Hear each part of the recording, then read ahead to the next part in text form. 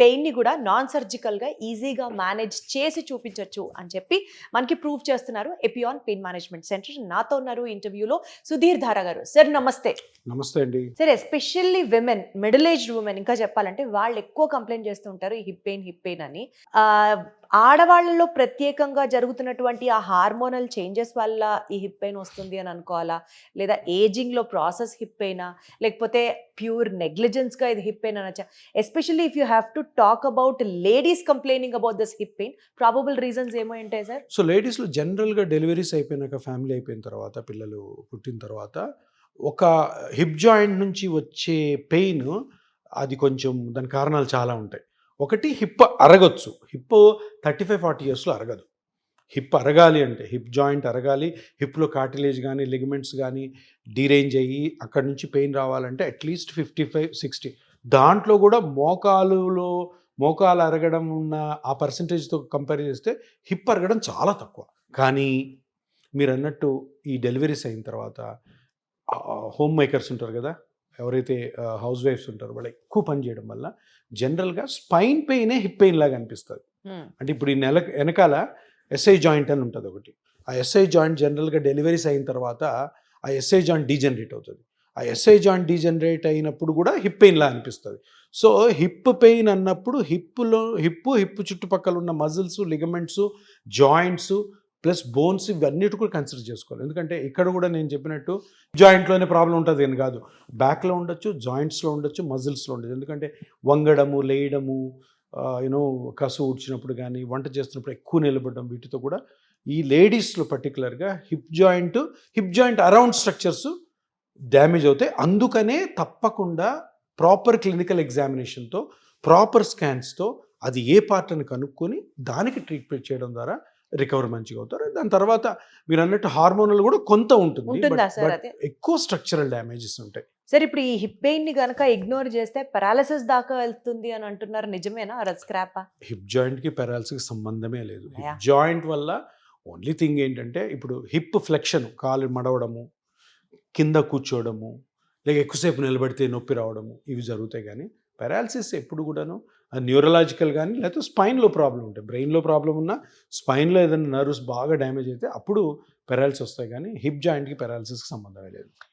Sir, ఇప్పుడు మీరు ఇప్పటిదాకా మీ కెరియర్లో హిప్ పేషెంట్స్, హిప్ జాయింట్ పెయిన్తో వచ్చిన వాళ్ళు, బాధపడిన వాళ్ళకి సర్జరీ చేయకుండా పిఆర్పి చేసిన success story, life changing story ఏదైనా ఉందా సార్? ఏదైనా ఎక్స్పీరియన్స్ ఉందా సార్? నా దగ్గర నేను ఐ థింక్ వెరీ అంటే చాలా పెక్యులర్ కేసెస్ ఏంటంటే, 1-2-3 ఉన్నాయి. 2 days తర్వాత పెళ్ళి, అంత చిన్న 29 years. చాలామంది నాకు ఎక్కువ మంది కోవిడ్ తర్వాత హెడ్ జాయింట్ ప్రాబ్లం వచ్చిన వాళ్ళు దగ్గర 350 మెంబర్స్ ఉన్నారు కదా, వాళ్ళలో 300 మెంబర్స్ 25 to 35 ఈ 2 days లో పెళ్లి పెట్టుకున్నారు. అయ్యో, ఎంగేజ్మెంట్ చేసుకున్నాడు ఎప్పుడో నెల ముందు, ఆ నొప్పి రాలే, సడన్గా పెయిన్ వచ్చింది, నడవలేకపోతున్నాడు. ఇప్పుడు సిచ్యుయేషన్ ఎట్లుంటుంది? ఎంగేజ్మెంట్ అప్పుడేమో చెప్పలేదు మాకు హిప్ ప్రాబ్లం ఉందని, అతనికి కూడా తెలియదు. సడన్ పెయిన్ వచ్చింది, ఇప్పుడు చెప్పలేడు.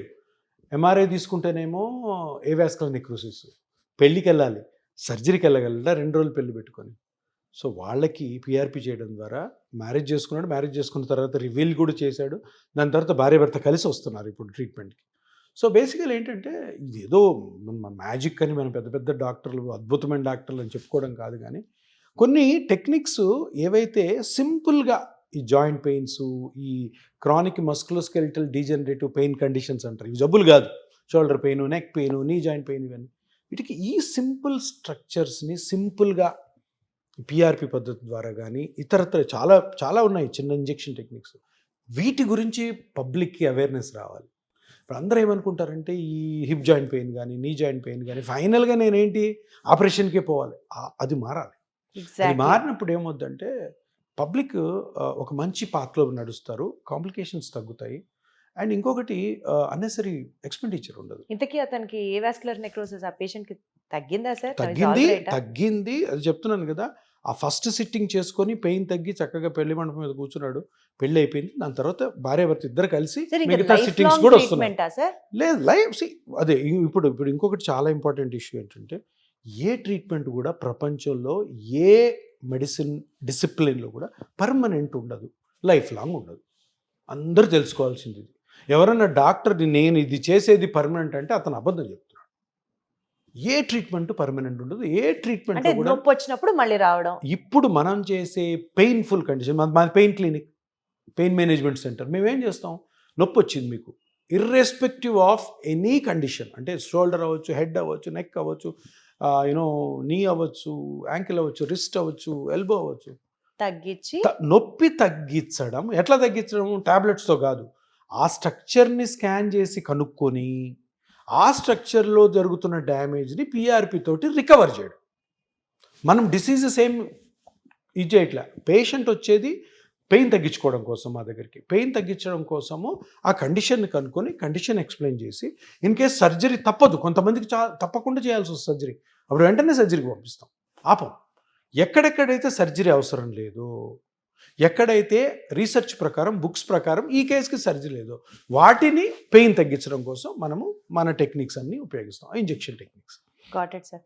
సో 100% హిప్ పెయిన్ ఎవరితో అయినా బాధపడుతుంటే వాళ్ళకి ఒక రిలీఫ్ అయితే కనిపిస్తుంది త్రూ పిఆర్పి. 100%. అండ్ రిలీఫ్ కనిపిస్తుంది. రిలీఫ్ అనగానే ఏంటంటే, రిలీఫ్ అనగానే మళ్ళీ వచ్చేస్తుంది ఏమని కాదు. ఏదైతే స్ట్రక్చర్ని మనము రీమోడల్, రీస్ట్రక్చర్, రీజనరేట్ చేసి మనము మళ్ళీ దాన్ని రికవర్ చేశామో, దాన్ని మంచిగా రీహాబిలిటేషన్ చేసుకుంటూ, ఎక్సర్సైజ్ చేసుకుంటూ, జాగ్రత్తలు పాటించి ఎంత వీలైతే అంతవరకు వేరే ట్రీట్మెంట్స్ అన్నిటిని తోసేయాలి తీసుకోకుండా. ఎందుకంటే ఇది సింపుల్, న్యాచురల్, తన ఓన్ టెక్నిక్ కాబట్టి సేఫ్ అండ్ తన ఓన్ బ్లడ్తో చేసుకునేది. Got it sir. Wonderful sir. Thank you so much. Thank you.